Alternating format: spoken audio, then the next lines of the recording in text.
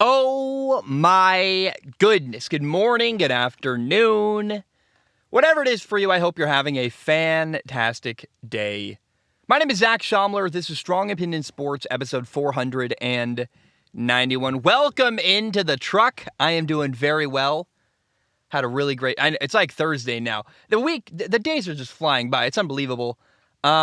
There's really big news we got to talk about today. I just want to say that first of all, I hope you're honestly doing well. I'm doing very well. I want to jump in and talk about the biggest news in the football world right now. Something we've been waiting for a long time that honestly I wasn't sure was going to happen. I was getting to the point where I'm like, maybe this move never ever takes place. So after a lot of frankly drama, quarterback Baker Mayfield has been traded to the Carolina Panthers. Finally, Baker Mayfield is on the move and going somewhere else. Carolina gave the Cleveland Browns a conditional 2024 draft pick for Baker. It'll be a 4th or a 5th round pick, depending on how much Baker plays in Carolina. If he plays 70% of the snaps, it will be a 4th round pick. If he doesn't play 70% of the snaps, it'll be a 5th round pick. Pretty simple. Honestly, for a guy who is a former number 1 overall pick, Baker has fallen a long way. Remember, he was drafted number 1 overall by the Cleveland Browns in 2018. It hasn't been a perfect 4 years for him, but I think a lot of the problems that he faced were the head coach he had and the team around him, and I think this fact is kind of undisputable. Indisputable is probably the word. You cannot dispute this, which is that Baker is the best quarterback Cleveland has had in a long time. He may not be a Hall of Fame quarterback, but, I mean, with him, they won a playoff game for the first time since 1994. So it is a bit jarring and interesting to see the Browns move on from Baker, trade him away for basically nothing. And actually, we'll talk about it. They're basically paying him to leave. Remember, first of all, Baker struggled last year. He was hurt. That was a factor. In my opinion, though, he also simply played badly, made bad decisions. Like, I don't care how bad your shoulder's hurt. If you're throwing interceptions and they're because you're throwing the ball in triple coverage or making bad decisions, I don't know that you can go, oh, I'm hurt. It's like, well, why'd you throw the ball into triple coverage? That's not an injury problem. That's a decision-making problem. So Cleveland decided to trade for controversial quarterback Deshaun Watson and replace Baker Mayfield. So I have no doubt, given the little I know about Baker, from the outside perspective, I am sure Baker is eager to prove Cleveland wrong for moving on from him. He's excited probably to show what he can do. I just don't know that Carolina is a great place for him to do that. The market for Baker Mayfield is pretty mild. Nobody really seemed to want him. Remember, he played bad last year, but he also, is owed a lot of money. And on top of that, you look around the league, every team, even the teams with a bad quarterback situation, I think of the New York Giants or the Seattle Seahawks, it's kind of an unprecedented time in the NFL where going into week 1 of the NFL season, every team has a pretty much okay quarterback situation where even the guys like Drew Lock, well, there's a chance Drew Lock can prove himself. The guys like Daniel Jones, hey, maybe with a new coach, Daniel Jones does better. He might have a 1-year leash and a short leash at that, but nobody needed Baker. There was no team that was desperate for a quarterback, and so that's part of why this move took so long. And then again, like I said, he's owed a lot of money. Baker was supposed to make $18.8 million this fall. Now, Carolina, in the trade, Carolina agreed to pay $4.85 million of that $18.8 million. Cleveland decided, hey, we want to get rid of Baker so badly, we're going to pay $10.5 million for him not to play here. That leaves about $3.45 million out there in the ether. Baker apparently agreed. In order to make the trade happen, he said, I will agree to convert that $3.45 roughly million into incentives that depend on performance. So that's the trade details. You got Baker for basically nothing, a 4th or 5th round pick. You're not paying him very much. Cleveland's mostly paying to get rid of him. But I'm not that excited about this trade. It's noteworthy. It's interesting. But as a guy who I like seeing quarterbacks do well, I can't really think of any quarterback in my lifetime that I've ever been like, I hope that guy fails. Even the people that people see as villains, I go, man, I want good things for them. I like seeing quarterbacks do well.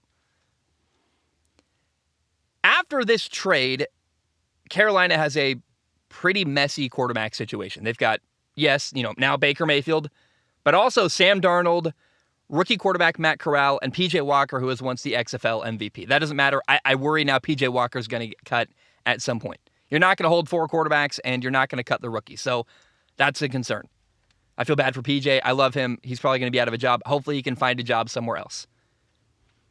In the 2018 NFL Draft, Baker was drafted number 1 overall, and then the Jets drafted Sam Darnold number 3 overall. It's pretty rare you see the number 1 and number 3 pick at quarterback a couple years down the road, year 5, on the same team, and both different teams from the one they were drafted on. That's wild and rare and weird and interesting to me. Like, you got Baker and Sam now on the same team. By the way, that 2018 NFL Draft, the Jets passed on Josh Allen and Lamar Jackson. The Browns passed on Josh Allen and Lamar Jackson. I might have done that too. It's pretty clear looking back at that draft. Nobody has any idea how to evaluate quarterbacks because Josh Allen went number 7 overall. He might be the best quarterback in the NFL entirely. It's him, Mahomes, Justin Herbert, maybe Joe Burrow. Like, there's a couple guys right at the top of that list. Maybe a top 5 quarterback is Josh Allen. If everybody had seen that coming, he would have been the number 1 overall pick by a mile. Nobody saw that coming. That's pretty fun to think about. Oh, and by the way, that same draft class, which had Sam Darnold and Baker, Lamar Jackson was drafted number 32 overall. He was barely drafted in the first round. It shows you, again, I don't think anybody knows what they're doing, really. We do the best we can. We evaluate. We talk about it. But there are so many factors that play into how a quarterback does and whether or not they succeed in the NFL. And it's very bizarre to me to see Baker and Sam on the same team. I never would have saw that coming at the time of the 2018 NFL Draft. Now, we do have to say this, and we meaning me, I feel like it has to be said. It's pretty clear now, with hindsight, that when Carolina gave up a second-round pick to trade for Sam Darnold from the Jets, that move didn't work out. It's a total failure. He was drafted to, hey, we think we got a franchise quarterback for really cheap. Turns out, you didn't get a franchise quarterback, and it wasn't actually that cheap. In fact, Baker Mayfield might be way cheaper, significantly cheaper than, he was significantly cheaper. And if he turns out to be a franchise quarterback, we're going to look back and go, maybe this is the move that was crazy. But between Baker and Sam and the rookie quarterback, Matt Corral, I just hope that one of these quarterbacks can become the franchise quarterback that the Carolina Panthers desperately need. Like, I've been sitting here for years. I thought Matt Rule was going to be a good head coach. I thought Joe Brady was going to be an awesome offensive coordinator. Matt Rule hasn't been good. Joe Brady got fired. Sam Darnold failed. I at one point was like a borderline Carolina Panthers fan. I was so excited about what was going on there and the people. And I've never been more discouraged about the direction of the Carolina Panthers than I am right now. So trading for Baker, it's like, wow, okay, cool. Is it going to work? I don't know. And I don't care who succeeds of those 3. Matt Corral, Baker, Sam, I don't know. I just hope one of them works out because think of the teams in the NFL that do not have a franchise quarterback right now. Seattle, maybe Drew Lock is a guy, maybe not, we'll find out. I think Davis Mills is pretty good in Houston, but we'll find out. Like, I don't know that he's got a high enough ceiling for Houston to commit to him long term. I think they're looking at the guy, Bryce Young from Alabama going, hey, if we kind of bide our time with Davis Mills, maybe we can land with, Bryce Young from Alabama next year or 2 years from now. I also think about the Giants with Daniel Jones. We'll see. Maybe this year with a new coach it works out. But the Panthers right now have nothing. They're the worst quarterback situation in the entire NFL is the Carolina Panthers. And I don't think Baker changes that, actually, which is weird to say and bizarre. If you asked me that 2 years ago, I'd say, hey, Baker, franchise quarterback. Today, no idea. In fact, it's even weird enough that I don't even know if Baker is going to be the day 1 starter in Carolina. Probably. I'm sure he thinks he's going to be. But it's not immediately clear that Baker's going to win the quarterback job in Carolina. And we're living in strange times here where the value of Baker's just fallen and fallen and fallen. I'll repeat this again, though. At least Carolina didn't have to give up very much to get him. But nobody wanted this guy. Nobody wanted Baker Mayfield. Again, Cleveland had to pay the majority of his salary this year to get rid of him. It makes me think of Seattle, where Seattle's got Drew Lock, and they seem pretty happy the way they're posting on social media. DK Metcalf is defending him. I don't know, man. It's like, well, just I can't say enough. Nobody wanted Baker, and I also kind of understand that. What does he bring to the table? He seems like a guy who's a bit volatile as a leader. He's very emotional. Hard to tell if that's good or bad. I've never worked in the room with him, so I don't want to say that, but I think teams are wary of him. He's had some bad play. He's also smaller. He can't run around. He's not physically gifted. He's kind of a guy who's got to be really accurate and make good decisions. And here's what's funny about this. Baker's style of play has to be precise. Accuracy, good decision-making. He's got to play like Drew Brees to be successful because he's not Josh Allen. He's not Justin Herbert. He can't run around for 50 yards and, escape sacks and avoid pressure and run around in the backfield. No, Baker's got to be accurate and precise. Here's a fun side story. Since they were drafted in 2018, Baker Mayfield and Sam Darnold have the first and second most interceptions thrown in the NFL in that time frame. Since 2018, the leader in interceptions in those 4 years is Baker Mayfield with 56, and right behind him is Sam Darnold with 52. We're going to call the Carolina Panthers the interception kings. I don't know what to make of it, but certainly, given his frame, given his size, given his lack of ability to run around, Baker Mayfield has to play with precision, and he hasn't. That's weird, and I don't know what to feel about that. I certainly don't feel encouraged and good about this. And Carolina not only doesn't feel like a good spot for Baker to play, I don't know that it's a good team or franchise for any quarterback to play with right now. I'm concerned about the coaching staff around Baker. I was excited when Matt Corral was hired a couple of years ago. Sorry, Matt Rule, excuse me. When Matt Rule was hired out of Baylor, I was like, hey, look, he turned around Temple. He turned around Baylor. Maybe he can turn around the Carolina Panthers, but it hasn't gone well. They hired Joe Brady, the former play caller at LSU for Joe Burrow. That failed. He's gone. So I got concerns about the coaching staff. The teammates around Baker Mayfield and Carolina are not going to be, I don't know what to say here. Certainly he had better teammates and better help in Cleveland. Odell Beckham Jr., Jarvis Landry, Austin Hooper, David Njoku. There's that tight end from, what's his name? From Atlanta. Harrison Bryant's who I'm thinking of. They just had Nick Chubb, talented players all over the place in Cleveland. In Carolina, Baker's going to have like three pretty solid offensive players. You got Christian McCaffrey, running back, who is a stud when he's healthy, but he's often injured. Then a receiver, you got Robbie Anderson and DJ Moore. Now, a funny thing about that is that Robbie Anderson once made it very clear on social media he did not want Baker to come to Carolina. It's a bit awkward now that Robbie Anderson has to be thrown the ball by Baker Mayfield. They got to work together. They're teammates now. Baker's going to have to win him over relationally. And the little I know about Baker, the little meaning like I've never shook his hand, I've never met him, but I've seen him in interviews a lot. We've seen years of behavior from him. I worry Baker doesn't have the maturity to handle that kind of scenario well, where you got a guy who's talked bad about you before. Can Baker win him over? Can Baker relationally do the work it takes to build? I'm not saying he can't. I'm just saying I don't know, and that's a weird concern for me. Tom Brady goes to a team, you go, hey, Tom's going to make it work with everybody. He's going to mesh well with all his teammates. I can't say that about Baker. That's a big concern too. So Carolina's not a good landing spot for Baker Mayfield. I wanted him to be, there really wasn't a good one for him anywhere. I really wanted Baker to be Tom Brady's backup in Tampa Bay. He would have had a chance to sit and learn, probably grow as a person. Baker's a guy who has high confidence. Is that deserved? I don't know. Pretty much any team you put Baker on around the NFL, I believe he would think, hey, I'm the best quarterback on this roster. He's sitting behind Jared Goff in Detroit. He'd be telling himself, I should be playing. He's sitting behind Drew Lock in Seattle. He'd tell himself, I should be playing. Jimmy Garoppolo. Like most teams he would go to, Baker would think, I should be the starter. Whether that's accurate or not, he would think that. If Baker had gone to Tampa, he would have to submit. There's no way any rationally thinking human would go, yeah, I'm better than Tom effing Brady. No, he'd have to sit down, keep his mouth shut, put his head down, and get to work and grow as a quarterback. I don't know that Baker's going to grow as much as he needs to in Carolina. As a leader, as a quarterback, as a decision maker,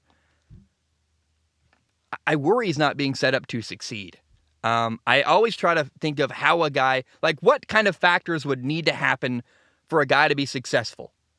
The factors that would have been best for Baker is to go be a backup behind a Tom Brady, Tom Brady's like, the veteran quarterbacks are dropping like flies. Maybe, I mean, Green Bay was never an option, but to sit behind a veteran quarterback who's established and really good, him to learn a little bit until that guy retires and then play, I would have loved that thought. Jameis Winston did that behind Drew Brees in New Orleans. Now we got an opportunity to see, hey, did Jameis learn from that time sitting behind Drew Brees? Baker's not going to get that opportunity to sit and learn behind anybody, and I don't know that that's good. So, look, for Carolina, I guess for one thing, first of all, real quick, Baker at least has an opportunity to play in Carolina. Is that a good opportunity? Is he going to win? Is he going to do well? Is he going to have good coaching and good teammates? I don't know, and I don't really think so. So I don't know that's actually that great of an opportunity for Baker. It might be the only one he's going to get on the field, but is that good for Baker's career? I don't know. It's very possible in a couple years from now, Baker is out of the league. He does badly in Carolina, has some kind of falling out there. Then he looks at his bank account and goes, I got $90 million in the bank. It didn't work. I'm going to retire. I don't know that. I think Baker, similar to Cam Newton, might have an ego that gets in the way of allowing him to be a backup quarterback, which is unfortunate. Now, so from Baker's perspective, it's a weird move that I don't love. For Carolina, for the team, for the Panthers, it's a relatively low-risk trade. They're like, hey, let's roll the dice. We'll see what happens. We gave up nothing for him, really. We're paying him very little. And it could work. This could work for Carolina. There's a chance Baker Mayfield does really well, proves his skeptics wrong. I'm probably one of them. But I'm not that confident that Carolina can make any quarterback look good because of their coaching, because of the team they have around their quarterbacks. I have an open mind. I am willing to be proven wrong. I'm not even really making a strong statement here. I'm not saying he's going to fail. I'm telling you, I don't believe it's going to work. So I'm not that excited. I hope Baker does well.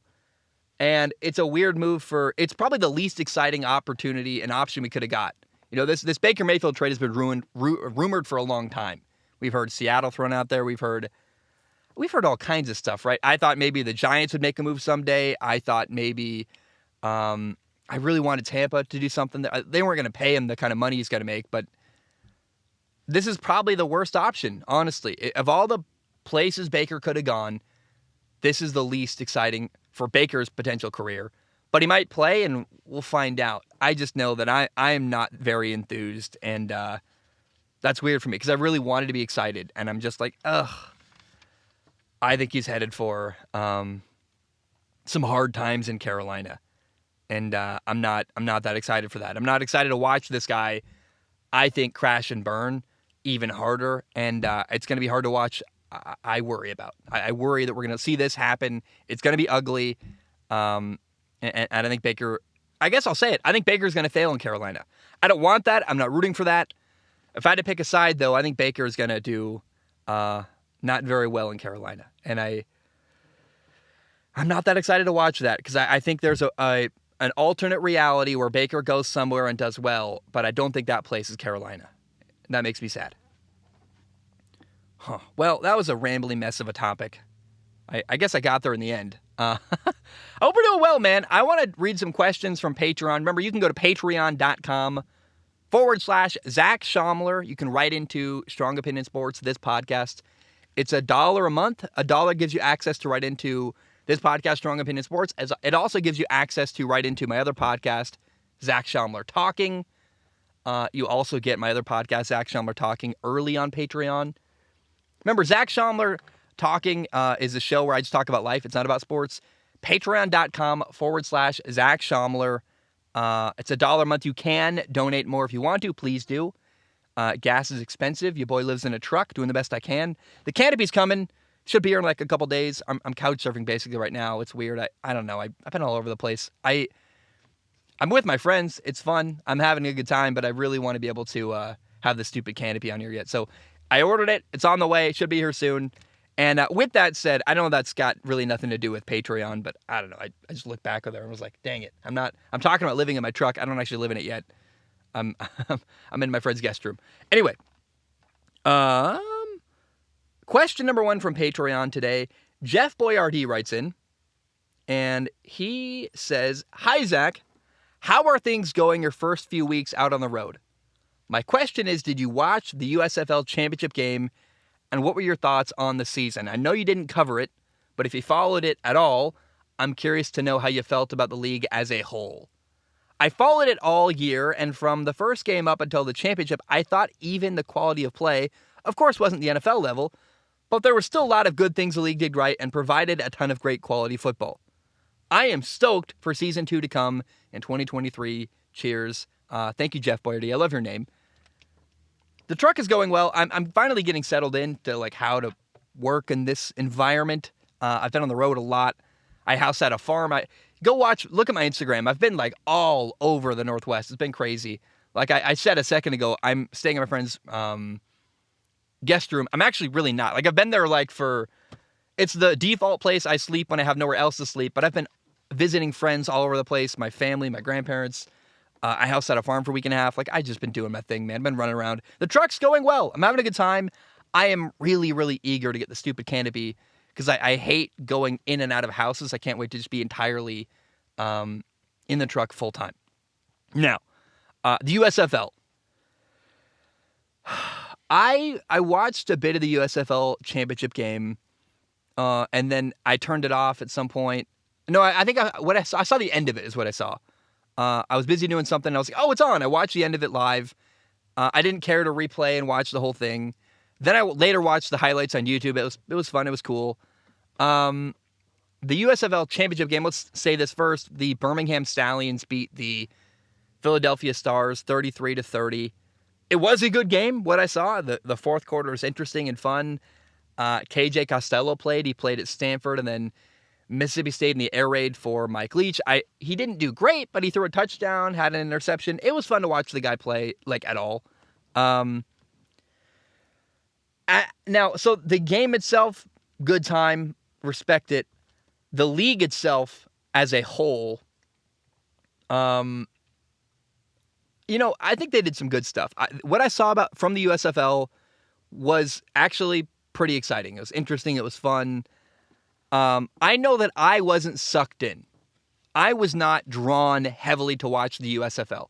And I'm the target audience. I'm one of the biggest football nerds you'll ever meet in your life. Now, maybe it's bad timing. I've been moving. I've been just in transition in my life. I think maybe that's part of the distraction from all that. Maybe made it hard for me to want to watch football that I didn't really care about.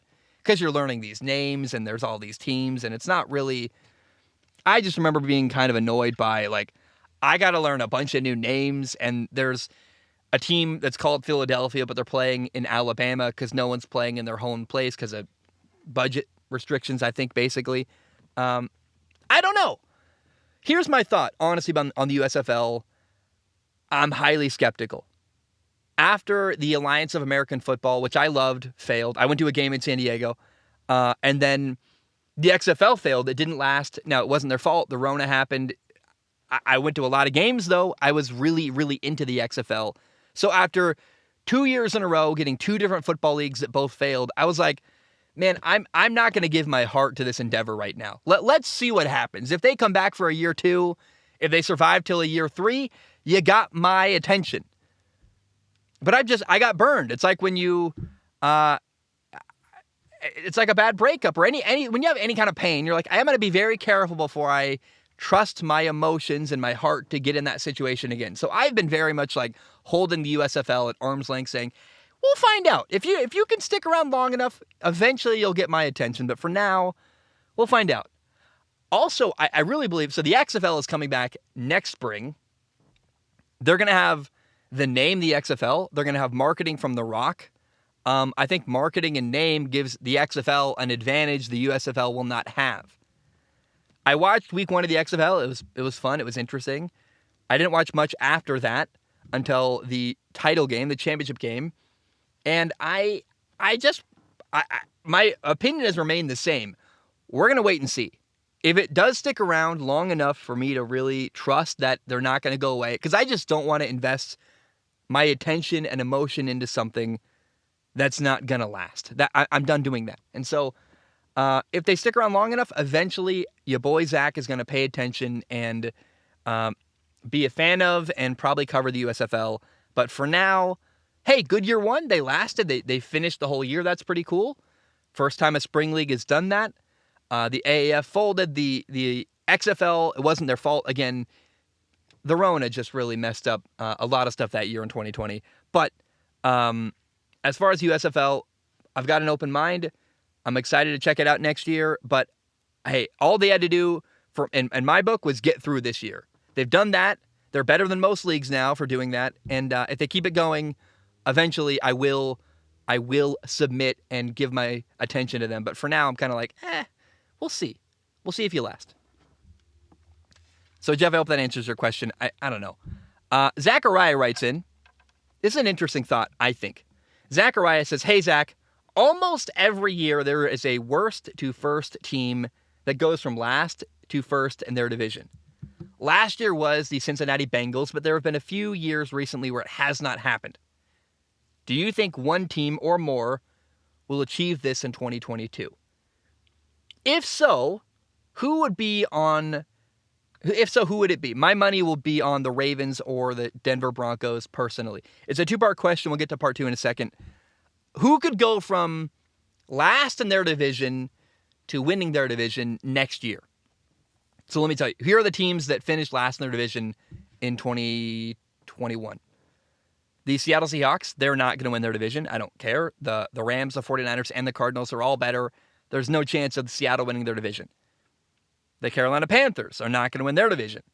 They were last year in the NFC South. In the NFC North, the Detroit Lions finished last in their division. Now, they may not finish last in their division, but they're not going to win their division either. That division, in my opinion, the NFC North is going to come down to Minnesota or Green Bay. The Giants are last in their division last year. They're still probably the worst team in their division. They're not going to win the NFC East this year, I don't believe. The Jaguars and Jets both finished last in their division. They got better, but it's still a no.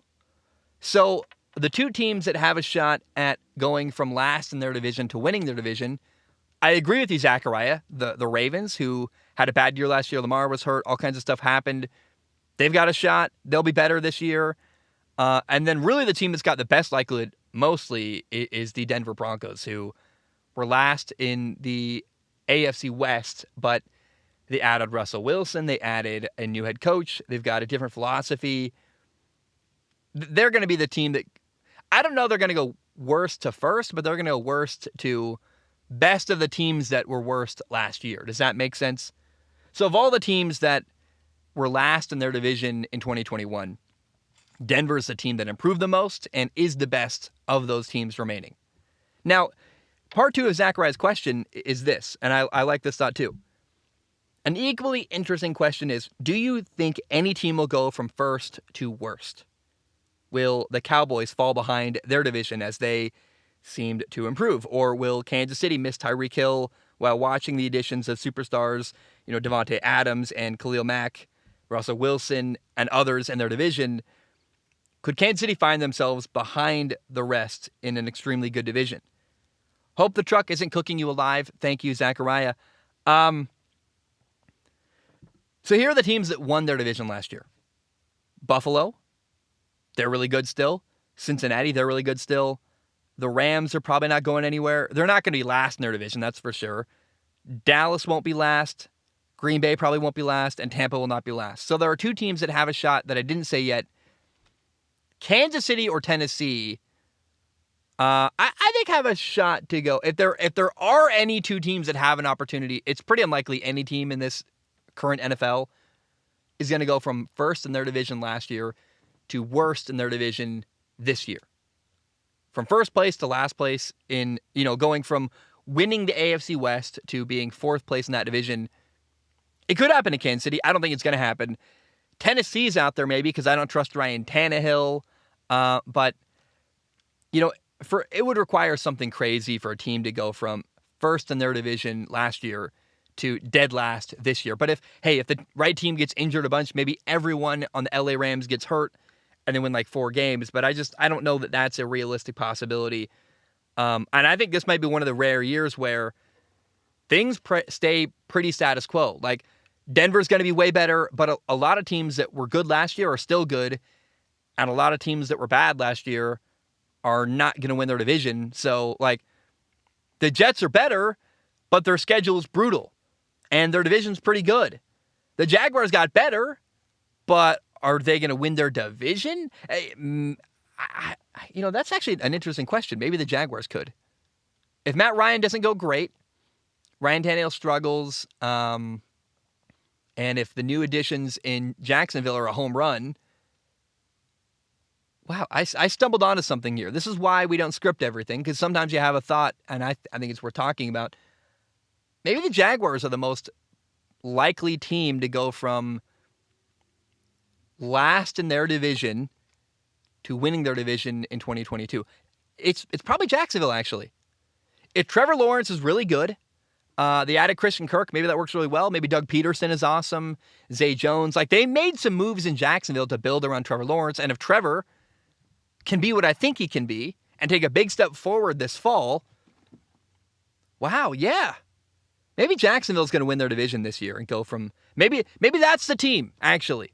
Maybe that's a team that takes the Cincinnati leap and goes from last in their division the year before to winning their division and making the playoffs. I think Jacksonville, my money, now that I think about it and really work through it in my head, Jacksonville is the team that could exceed everybody's expectations and find a way to somehow win their division. All right. ENK writes in. It's a rehash, but we're gonna go through it because I think it's worth saying this again. ENK says, Zach, how do you feel about Baker Mayfield being traded to Carolina? I personally think this is the worst possible outcome for him, and he would have been better off serving as a backup on a different team and signing with a good team next year. How say you? Carolina is an awful place for Baker to go. I don't trust their coaching staff. I think the team around him isn't as good. Here's a weird outside-the-box thought. Baker's bitter and emotional. He hates Cleveland now because they replaced him. But wouldn't Cleveland have been the best place for Baker to showcase what he can do? Baker's got 1 year left on his contract. At some point, let's assume Deshaun Watson gets suspended for a bunch of games next year. He can't start day one for Cleveland. So they need a day one starter in Cleveland. Okay. Baker could have had that opportunity. Baker could have stayed. By the way, in an offensive system he knows well, with a coaching staff who knows him, and players that are pretty good in Cleveland. Instead of having a pretty good opportunity in Cleveland, it seems like they're going to need him to play week 1. We're assuming Deshaun gets suspended. Baker didn't want that opportunity. He wanted to go somewhere else, Carolina, with worse teammates and worse coaches and an offense he's got to learn. I think Cleveland would have been a better opportunity for him to show what he can do for 1 year than Carolina will be. There's a possibility Baker stays in Cleveland. Let's say there is an alternate. I love alternate realities. That thought. There's branching paths, and let's say Baker had more humility, was less emotional, and not angry at the Browns. He's hurt. He's upset. They replaced me. That sucks. Hey, but I can put my ego aside and realize, you know what? If Cleveland needs me week 1, that's a pretty good opportunity. A lot better than Seattle or Carolina or being a backup somewhere else. I can play and show what I can do. And let's say Baker had stayed in Cleveland and done really, really well. I don't think no matter how well he does that you're going to ever supplant Deshaun Watson, who got $230 million. So at some point, Baker was going to lose his job to Deshaun Watson. but maybe he does well enough to catch another team's eye. Maybe the Giants are like, Daniel Jones isn't working. Baker stinking Mayfield's playing really well in Cleveland. We're going to trade for Baker. He's now our franchise quarterback. Here's my point. Here's what I'm saying. Baker has 1 year left to try to literally save his career. If he plays well this fall, he's going to get a big opportunity, a big contract, and someone's going to want him. Nobody wants Baker right now. So what he should have done, in my opinion, is focus on where is the best place for me to showcase my talent, to show what I can do. I still think that place was actually Cleveland. I don't think Carolina is a good opportunity for Baker to show what he can do, but I think Baker wants to be the man. Baker wants a commitment and a team that says, you're the guy. And I transferred colleges when I was a college quarterback for the same reason. I had an ego problem. I wanted a coach to just hand me the keys to the car without really realizing I should earn it. And I remember I transferred from a college one time because I lost the starting quarterback job, and I was pissed. I thought I was the best quarterback. I to this day think I should have been the day one starting quarterback, and I was the best guy there. But you know what sucks? The guy that started over me got hurt in the first game. I could have played, and I could have had a great time, and instead I quit and transferred. And I didn't play that fall. And it's like, I was so short-sighted because I wanted a commitment from a team. I wanted to be the man more than I wanted to get on the field. Baker wanted to be the man more. That was his focus. He wanted to get on the field and have a team commit to him more than he wanted a good opportunity to play in a good situation. Does that logic track? It makes sense to me. Baker's best scenario would have been to go to Tampa, sit behind Tom effing Brady. When Tom Brady retires, you got Mike Evans, you got a good running back, you got a good offensive line, you got Chris Godwin. Baker put his desire to be wanted and to get on the field quickly ahead of his desire to be in a good situation with good teammates and good coaches around you. If I were Baker, I'd say, hey, I want you to cut me, pay me nothing. I'm going to go be Tom Brady's backup in Tampa. I'm going to bet on myself that I can sit behind Tom Brady, learn a lot, and then when he moves on, they're going to say, hey, Baker, you're the guy, and then I'm going to get a big contract because I've shown after a year there what I can do. That's radical thinking. And it's crazy to ask a guy to turn down $15 million. I'm not saying that is not insane. But what I'm saying is Baker made a decision to go with money, guaranteed money, and a team that wanted him to play rather than necessarily having the foresight to say, look, I got a year left on my contract. If I didn't do well this year, I'm not getting any more money.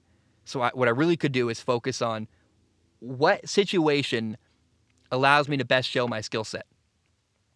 Having good teammates and good coaches in Cleveland would have been great for Baker's career.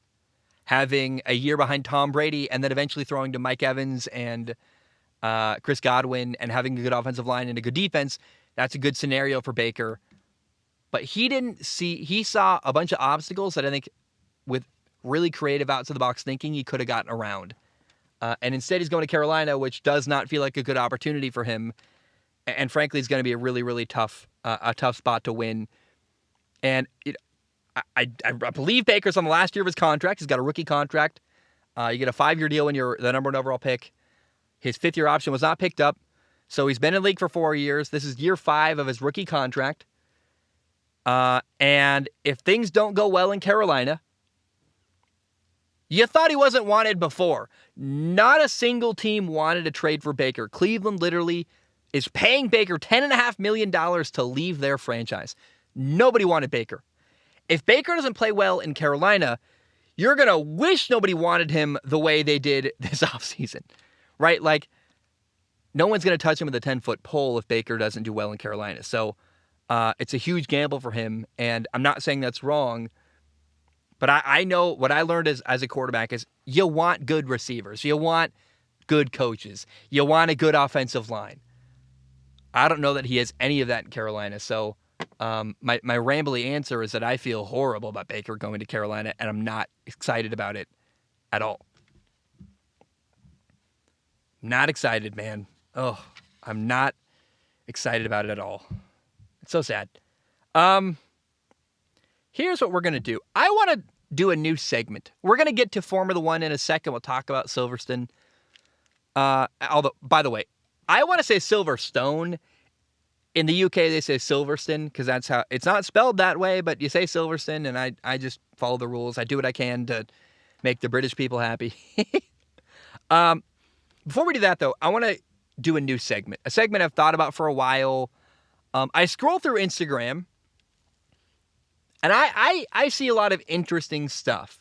You know, CBS Sports, NFL, ESPN, like all this. There's all these interesting Instagram posts out there with like really, I think, information that's kind of fun. And so I started screenshotting these Instagram posts I saw and putting them in an album that I call Sports Screenshots. So we're going to call this segment Sports Screenshots. I'm going to tell you what screenshots I got on my phone. I got 10 of them today.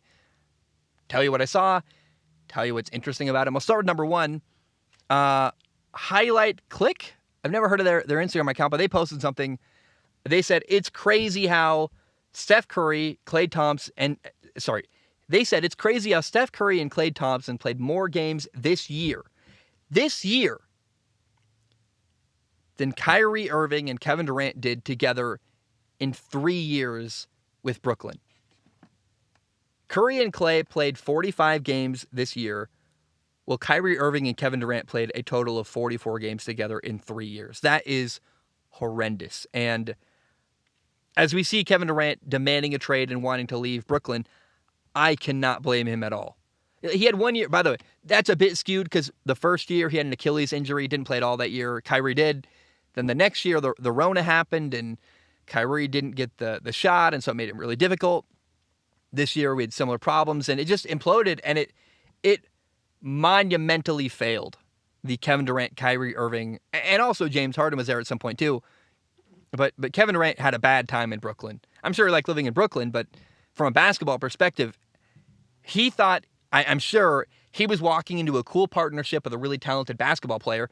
They played 44 games together in 3 years. Like, I don't blame Kevin Durant at all for being like, I'm sorry, but I'm 33, about 34. I only got a couple good years left. I'm not wasting them with this yahoo who won't figure it out and won't get on the basketball court. Okay, the longest active, this was posted by CBS Sports. The longest active playoff droughts are the Seattle Mariners at 20 years. In the NBA, the Sacramento Kings have not been to the NBA playoffs for 16 years. The Jets have not made the NFL playoffs since 2010. That's 12 years. And the Sabres, I don't know where the Sabres play in the NHL. They haven't made the playoffs in 11 years. I want to talk about the Mariners, though. There's this new awesome center fielder. We call him Julio Rodriguez, I want to say. I don't know. I actually don't know his name. I used to be a Mariners fan as a child. I keep seeing Instagram posts about this guy killing it. Their new rookie prospect. And all my friends, I'm living with a guy who's a huge Mariner fan right now. They go to Mariners games all the time. And, man, they really, really want me to get back on the bandwagon. Like, dude, the Mariners are good. It's going well. I can't do it. Because you know what's going to happen? I think his name's Julio Rodriguez, their center fielder. In a couple of years, he's going to leave Seattle. Probably go to the Yankees or the Giants or the Dodgers. They're going to trade him away. But they're either going to trade him before he leaves in free agency, or he's just going to leave as a free agent, take way more money to go somewhere else. And there is no way. Like, my friend was like, dude, his rookie stats are better than Ken Griffey Jr.'s. Hey, that's great. But you realize the Seattle Mariners have not made the playoffs in 20 years, and they've got no money.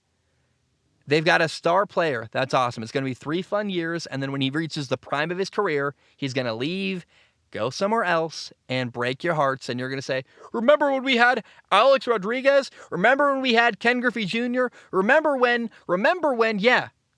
I remember all these days. I remember when every time Seattle gets a really good player, the Mariners, Adrian Beltre was awesome. He went to the Rangers. Raul Ibanez was awesome. Got even better when he went to Philly.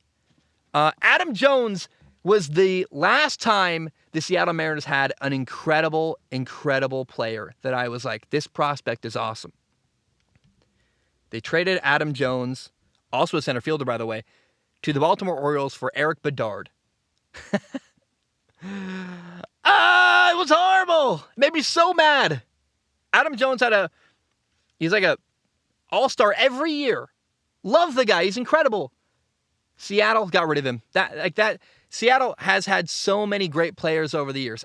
Alex freaking Rodriguez, Adam Jones, Ken Griffey Jr. It goes on and on and on. And they don't keep these people because they can't pay them. They're cheap. And it's frustrating. So I guess I'm rambling now, but I just am sharing my hatred and sadness and disdain, actually, for the Mariners organization and how I refuse to get excited about this team. Man, the day that it happens where this young, awesome prospect in Seattle goes to the Red Sox or the Yankees, I'm going to look at my friends and say, hey, man, I'm not going to gloat. Do you want a hug? I'm really sorry. I'm really sorry that what I said was going to happen all along ended up happening. I play like a character of a guy who hates the Mariners, but I also do kind of hate the Mariners. They broke my heart so many times as a tiny child. CBS Sports put this on Instagram. Let's hear if you agree. They said superlatives. I hate that word, but they called it the NFL position group superlatives for 2022. They said the best offensive line in the NFL is the Philadelphia Eagles. I totally agree with that. The best offensive skill players, Cincinnati, Jamar Chase, T. Higgins, Tyler Boyd. Yeah, I agree with that, actually. The best defensive front, the Pittsburgh Steelers. That's T.J. Watt. That's a bunch of... Yeah, actually, I agree with that, too. The best defensive backfield, the Green Bay Packers. I don't actually... Is that right? Who else could it be in the NFL right now? Best defensive back. Who's got the best group of... I think what that means really is the best... what's the word? Secondary?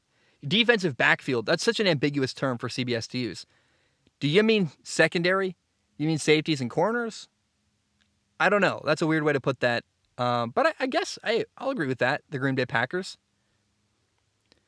A friend of mine put this on somewhere on social media. He said, and I don't know. I don't actually remember what this says. So we'll read it and we'll unpack it.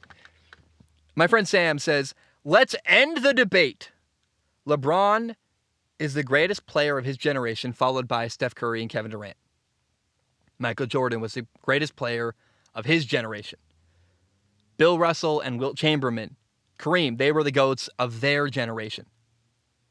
I've got some honorable mentions because they go between generations. Kobe, Shaq, Kevin Garnett, Dirk Nowitzki, and Tim Duncan. The new GOATs are Giannis and probably Luka, to be honest. Ja Morant, honorable mention with Donovan Mitchell. I don't think Donovan Mitchell is one of the, what's the word? He's not a GOAT. It's a weird thing to put Donovan Mitchell in that conversation. You're trying to be nice, but here's what I'll react to. The reason why I screenshotted this now that I remember is that I really, really hate the GOAT debate. Who is the greatest basketball player of all time? Is it LeBron? Is it Jordan? Is it Kobe? Is it some center from the 70s? Like, man, I hate it so much. Can we just acknowledge that all the people I just mentioned, every single one of them, except for Donovan Mitchell and Ja Morant, at some point, they were the best player in the NBA for a period. Michael Jordan, I don't care. I don't care who's greatest of all time, Kobe or MJ. I don't have the patience for it. I don't care about talking about it. But it was a fun moment in history, wasn't it? And there was a period where LeBron was the best player in the league. And there was a period where Jordan was the best player in the league. And there was a period where Tim Duncan, for a brief moment, best player in the league. And then, hey, Kobe, best player. Like, I don't know why we can't appreciate them all equally and have to, instead we compare them and attack each other. And it just feels annoying. And I liked the thought. I don't know that I agree entirely with what Sam said, but the thought process of, hey, can we honor all these guys rather than attacking them? I like that. That aspect of it, I love. 24/7 Sports put this on Instagram. They said, by the way, I have a pet peeve. When you put an Instagram post out there and you make it like a reel, but it's 1 second, I get that Instagram accounts do that because the reel algorithmically gets more people to look at it, but you can't, if you put like if you put a reel that's 1 second on your Instagram story, you repost it and you share it, No one can see it because it disappears after a second. I absolutely hate that. If you're going to make it a reel, it's a static picture. At minimum, just make it a 15-second static picture. Don't make it 1 second so that it lasts a little bit when you share it with your friends. You know what I'm saying? Okay. Anyway, 24/7 Sports said this on Instagram. What a week for Mario Cristobal. He flips a kid from Clemson, something that Miami hasn't done since Dabo Swinney took over as the Clemson head coach. He flipped a kid from Georgia. So a kid committed to Georgia and then decided Miami instead. Something Miami hasn't done since Kirby Smart took over. Probably something Miami hasn't done in a long time. Longer than that, I would think. He also landed a top prospect at IMG Academy, a kid that usually ends up in the SEC. So recruiting-wise, Mario Cristobal is doing outstanding. And Miami now has the number 8 recruiting class in the country. Wow. Hey, I don't know. A lot of people are talking about the new Oregon head coach is awesome. Now, the Pac-12 is crumbling, and it looks like the Pac-12 is going to dissolve entirely. But I don't know how the new Oregon coach is going to do, but I'm excited for the Mario Cristobal era in Miami, and I just hope they do well. I really want to see Miami get back on the map and do really, really well.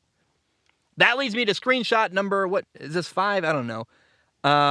Elite College Football put this on Instagram. They posted a picture of Cameron Rising, the Utah quarterback, with a Pac-12 logo crossed out, and it says, Arizona State, Utah, and Colorado are all set to meet with the Big 12 today, it's 2 days ago, on potentially joining the conference. So, wow.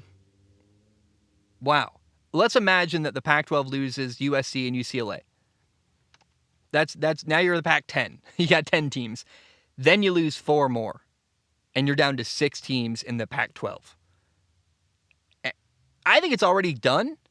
But and now Oregon, by the way, I keep hearing reports that Phil Knight, the owner of Nike and the founder of Nike, and I guess is he owner and founder? Probably both, actually. He's a huge donor to Oregon football. He went to Oregon, loves Oregon. I heard Phil Knight is in support of Oregon going to the Big Ten or the SEC. I think they would get their I don't want to. I almost said something really, really. It would have been funny, but it would have been offensive, and I would have said it if you were with me at a bar, but probably not here on the show. They would have got destroyed. Absolutely destroyed. Or Oregon will if they go to the SEC. I think Oregon in the Big Ten is a little more competitive, but still not great. But I support that. Oregon is the last big program in the Pac-12 that's still hanging around. And I think the Pac-12 is done. I got friends of mine who go to Washington State that are like, well, what's going to happen? I'm like, I don't know. You guys are screwed. I feel bad for you. It's not good at all if you're playing Pac-12 football that's not at the highest level. I mean, if you're not at USC, UCLA, maybe Oregon, if you're at Washington State, Oregon State, these low-level schools that are kind of skating by, your life's about to change a lot. And I'm sorry, but I think the Pac-12 is about to be donezo. And so my buddy, what's his name? Some guy sent me, I somehow didn't. Oh, Nicholas. Nicholas sent me a message on Instagram. He said, hey, if these 4 schools leave the Pac-12, it'll be a killing blow. If that happens, I'd say the best option for the Pac-12 is either to accept that it sucks now and just take a bottom barrel team, or take bottom barrel teams or disband. I think what we're seeing is the end of the Pac-12. In fact, I'm going to Google this right now. Have we found out that Arizona State, Pac-12, I hear they're trying to do media renegotiations, like that's going to save them. I don't know. So as of right now, we do not have any news on whether the other 4 teams mentioned, Arizona State, Utah, and Colorado could leave to the Big 12 and leave the Pac-12. I don't know. But I'll say this, man. Say goodbye. Prepare yourself, because my whole lifetime, the Pac-10 and then the Pac-12 has been interesting and fun. They were always a bit arrogant. They've been annoying because I love the SEC and the Big Ten more. But at this point, I'm saying goodbye. When my grandma was really old and struggling with her health, every time I saw her before I would leave her house, I'd give her a hug and know that this might be the last time I see my grandma. When you watch football this fall, just know this might be the last time you get to watch the Pac-12 at all. And I guess enjoy it. I don't know. I'm not even that disappointed, honestly. I think it's going to be good for college football to I don't know. As a fan who wants good games, put all the good teams together. I'm all for it. I don't need to watch Oregon destroy Oregon State or whatever. Washington State maybe is a better example. I went to Washington State, so I can rag on them a bunch and not feel bad about it. Anyway, the next screenshot I got is these are the potential starting quarterbacks in the NFC South. Baker Mayfield, who was the first overall pick in Carolina. Jameis Winston is in New Orleans, who was a number one overall pick by, actually, the Buccaneers, kind of funny, in the same division. Marcus Mariota is the starting quarterback for the Atlanta Falcons. He was a number 2 overall pick. And then the lone outlier, the guy not picked number 1 or number 2, that's a starting quarterback in the NFC South, is your man Tom Brady. Drafted 199th overall. And CBS Sports, who I love, their Instagram account is great. They said, pretty cool the Buccaneers to take a chance on a guy picked that late. Oh, man. Quarterback's such a weird position, right? Where Jameis, Baker, and Marcus Mariota were all drafted in the first or second overall pick of the NFL draft. They're now on different teams, and the belief in them is significantly lower. Like, they didn't work. But a guy like Tom Brady drafted 199, maybe the greatest quarterback ever. A guy like Josh Allen, who was not one of the first 2 quarterbacks drafted in 2018, is probably the best quarterback, maybe his best young quarterback at all. Like, Josh Allen is incredible. I might take Josh Allen over Patrick Mahomes. And I've been watching a lot of film, and I'm like, this guy, what he can do, next level. I think this is the last one. The last screenshot of the day in sports screenshots, this new segment, which you might hate it, you might like it. I don't know. Let me know. I think what it is a good leaping off point to talk about other stuff. And I like finding ways to, like these screenshots, these little factoids are things I would never talk about without this segment. So I think anything I can do to get me talking about sports in a more fun, interesting way, I like it. So I like it so far. Last one, though. Mercedes F1 driver Lewis Hamilton. This is ESPN F1 posted this. This is now Lewis Hamilton's longest winless streak during his F1 career. He's gone 11 races without a victory. It's incredible to think how consistent it's been for the last 15 years. So he's now he podiumed in Silverstone, but it's been 11 races since Lewis Hamilton won a race, and that's the longest streak of his entire career. That, like, you can't say that about almost anyone else in the history of Formula One. Like, that's unbelievable. And good for Lewis, man. Lewis is just a champ. He's incredible. I think he's somehow almost underappreciated, the level of talent he has in Formula One, which is a bit weird, but he's really good. And we regularly overlook and underappreciate this guy. And so, I don't know, just an interesting factoid. I want to end the show this way. Look, you've been warned. We're talking about Formula One next. If you don't like Formula One, sayonara. I love you. Thanks for listening. Thanks for tuning in. Well, let's talk about racing, my second favorite sport, actually. I'm going to calm down. I'm a bit late to this. It was 4th of July. I was 6 hours away on the other side of the state. I'm doing the best I can. But we can finally talk about it now. On Sunday, we had the British Grand Prix at Silverstone. And, oh my goodness, I don't even know. It's funny because I already forgot the intimate details of the earlier races from earlier this year. But to me, Silverstone 2022 is one of the most, if not the most, engaging and entertaining races of the year so far in Formula One. There was so much action. It was a ton of wheel-to-wheel racing. It was basically, there was like no boring or dull moments the entire race, and I loved it. Even, so we'll talk first of all, here are the points finishes at Silverstone on the podium. You had Carlos Sainz getting his first ever win in Formula One. Cool. Fun to be excited about if you're Spanish and you love Carlos Sainz. Good for him. In second was Sergio Perez for Red Bull. On lap 6, by the way, he was dead last. He was 17th out of 17th in the race. Still found a way to not only get on the podium, but get second in this race at Silverstone. And then, Sergio Perez made a crazy recovery. Then to round out the podium in third place was Lewis Hamilton. He also got fastest lap. He was probably... I think Lewis could have won with a different tire strategy. Like, he drove really, really well, and it felt like the beginning of some gathering momentum for Lewis Hamilton and Mercedes.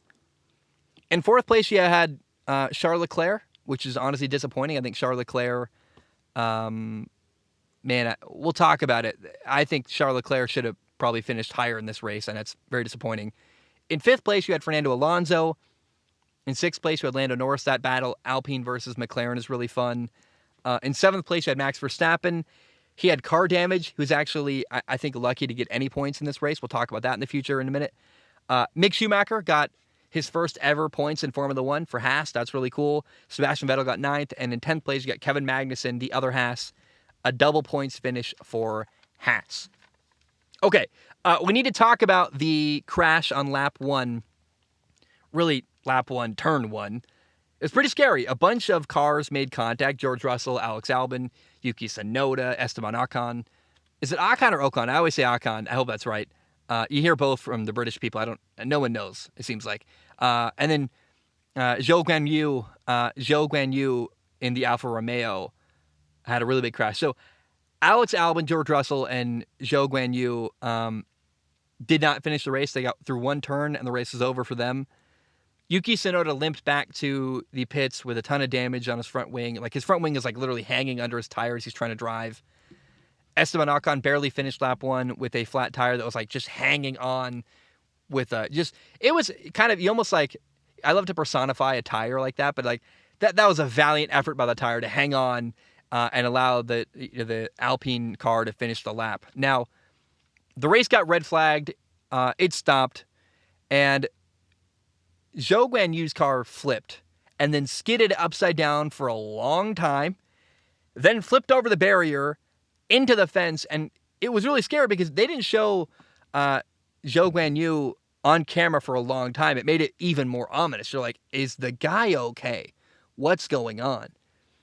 And the car is upside down, pinned between the wall and the barrier, and he's stuck in there like he couldn't get out.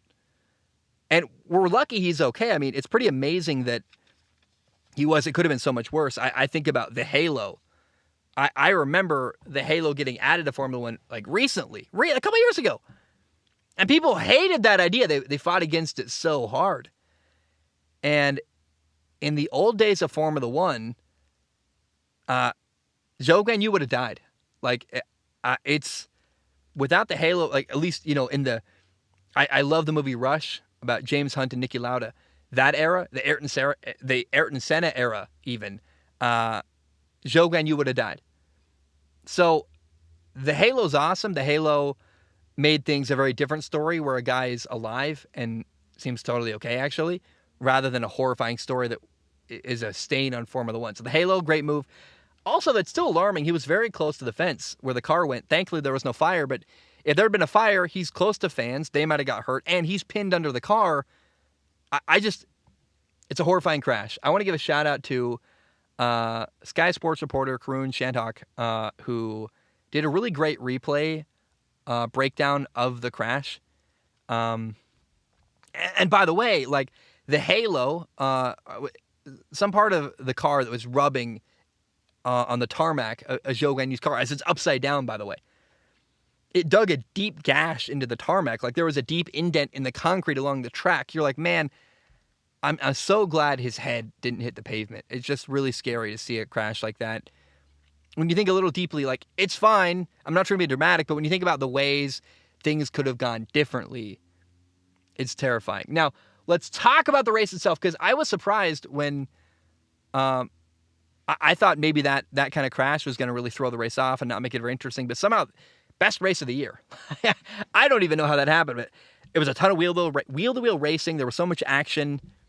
There was so much going on. And, Sergio Perez, for example, got front wing damage. He was in fourth place. He had to pit, came out dead last on lap 6. So for him, he recovered, finished second in the race. That's incredible. Max Verstappen was in first place for a while, holding his own. Probably, I thought he was going to win another race. And then suddenly on lap 12, he slows down a ton. He gets past, losing power. You're like, what's going on? Apparently, he had floor damage. A piece of carbon was lodged under his car. He was able to keep driving. They found out, like, it's not critical damage, but it's going to affect your performance, and it cost him a ton of speed. He lost a ton of downforce. It impacted his aerodynamics and his ability to use the ground effect, and so Max Verstappen was lucky to get any points at all. Now, the middle part of this race was a lot of tire strategy. People complaining about grip, and the hard tires weren't as good as people thought. But on lap 39 of 52, it got even more interesting. Esteban Ocon, he had a fuel pump issue, had to retire on the side of the track, and that brought out the safety car.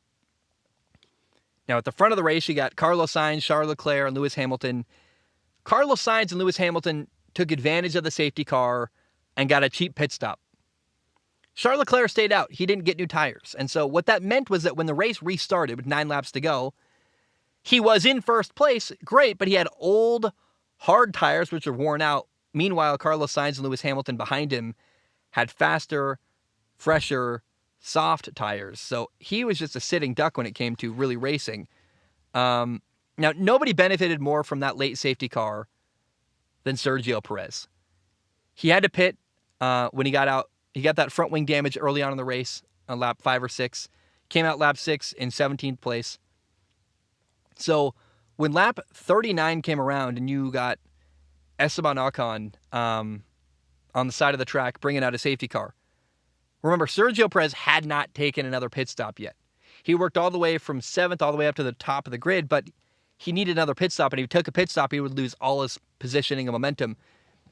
So when he was handed a gift, a 10 laps to go, getting able to put on fresh tires without losing position, I mean, that's incredible. He went, like I said, from 17th to 2nd, and he really could probably send Esteban Ocon's faulty fuel pump a thank you card for that, because that safety car allowed him to get fresh tires and hold position and allow him to finish second in the race. Now, the final 9 laps of this race were incredible. If you haven't seen it, like if somebody didn't watch the race, fine. Go watch the final 9 laps, because Carlos Sainz kind of took off early and got a lead and ran away with first. But the battle for second was unreal.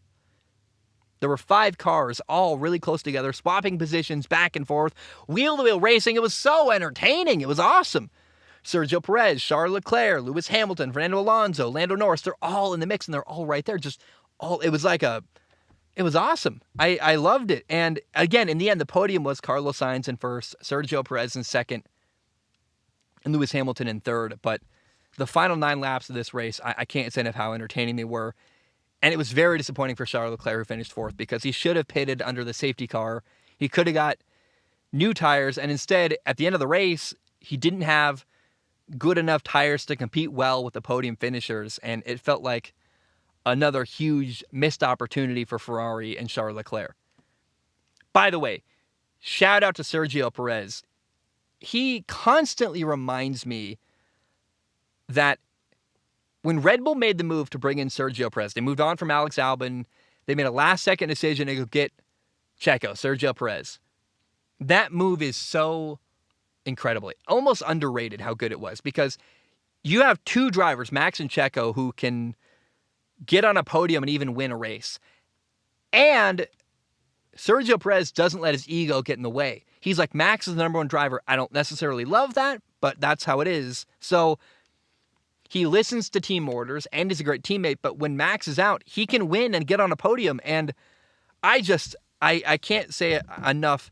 I think my favorite racer right now in Formula 1 is Sergio Perez. I love the guy. I love his story. I love how he operates. And I just find him really admirable. The person he is, the way he carries himself. And his story is so good, man. A guy who almost is out of Formula 1, who had never done much in Formula 1 because he's raced for bad teams, got an opportunity and just is running away with that opportunity for Red Bull. I love, love, love to see that. I'm also really happy for Mick Schumacher. He got his first ever points in Formula 1. He's been close a couple times. Finally, he got it. Great day for Haas all around. Mick got 8th. Kevin Magnussen got 10th. And after Silverstone, here are the standings in Formula 1. Here are the driver's standings. Max Verstappen is in first with 181 points. In second, you got Sergio Perez with 147 points. In third is Charles Leclerc with 138 points. In fourth is Carlos Sainz with 127 points. In fifth is George Russell with 111 points. And in sixth is Lewis Hamilton with 93 points.